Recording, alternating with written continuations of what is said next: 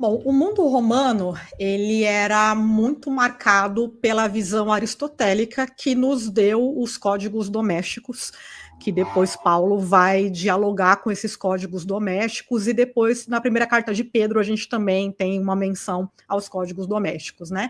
Então, existia um modelo para que a sociedade funcionasse adequadamente.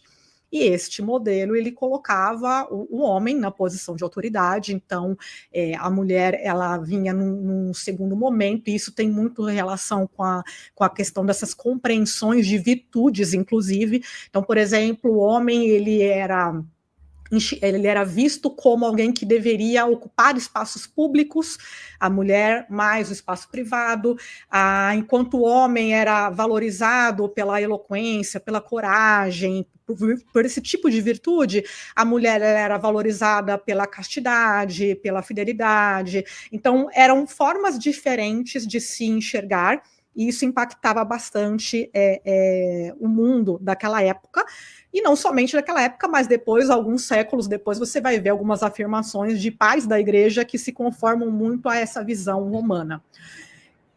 Também a filosofia não é muito a minha praia, mas sei que uma ou outra afirmação de algum outro filósofo tinha um cunho um pouco mais igualitário, mas, de modo geral, predominava-se essa visão aristotélica.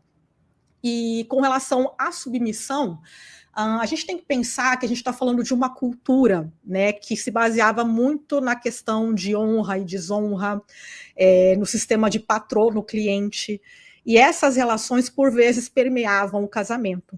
Então, muitas vezes, o marido, ele funcionava como um patrono para a esposa, né? Então, ele entrava com status, com dinheiro, e a esposa, que vinha de uma condição inferior, ela se submetia no sentido de estabelecer essa relação que é favorável para ambos. Então, a gente está falando de algo que é muito diferente, que não acontece no nosso contexto, né? Então, o homem, ele dava um nome para a mulher, ele dava uma condição para a mulher, e a resposta dela era honrá-lo, era essa submissão, era essa fidelidade, era essa castidade, ao fato dela também não se expor em ambientes públicos, trazia honra para o marido. Então, existe uma lógica que funcionava de uma forma diferente. E aqui eu gosto muito de uma definição de submissão do Craig Keener, que ele, inclusive, tem um livro inteiro sobre isso, chamado Pau, Mulheres e Esposas.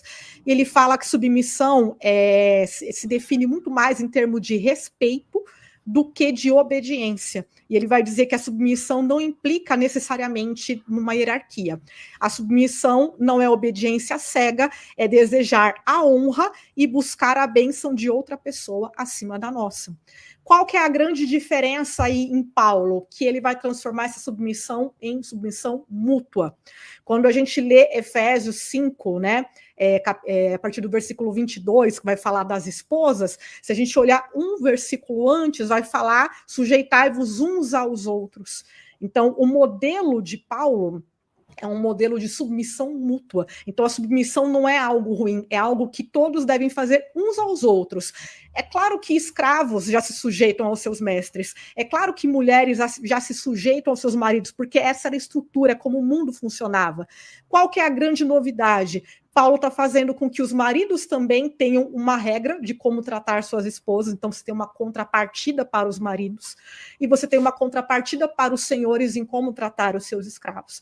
Então, aí está o elemento contracultural de toda essa questão que a gente está mencionando.